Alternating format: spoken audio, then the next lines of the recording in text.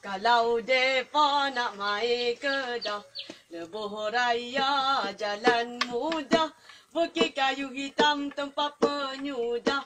Bebas cukai boleh beli belah, cukup senang kalau nak mai Kedah.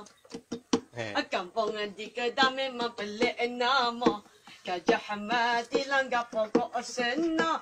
Jalan daerah jalan nak pergi sana, dari Alor setak 5 minit saja, boleh jumpa Bukit Tembaga. Kola Ketil, Kola Nerang, nama kola tapi laut hilang. Gunung Jerai, Gunung Riang, atas bukit boleh nampak bendang. Hijau kuning luas terbentang. Padang Pusing, Sungai Tiang, Bukit Raya, Jalan Pendang.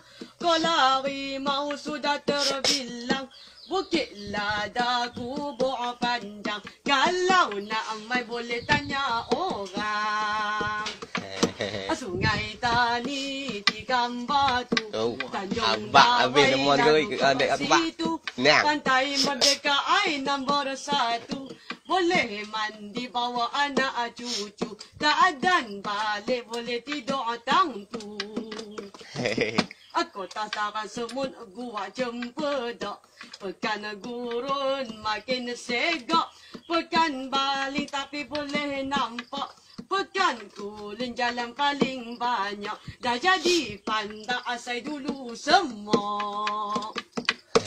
Ayah hangat ulu legong, buang penyakit gatal resedong. Bukit hijau masuk dalam kampung, ayah terjun bergulung-gulung. Cari tak jumpa boleh minta tolong. Kepala Batah, Balan Citera, Titi Gajah, Kampung Naga, Pulau Pisang, Padang Sera, Pantai Johor laut tak ada. Ayah Tikam Simpang Kola. Pekan Kojang bergerak selalu, Buah Bukit Hanju, Pekan Napo, Uang Ulu, Megak Dewa Lana Bulu, Alok Janggoy Kubang Pasu. Dia, biar lah.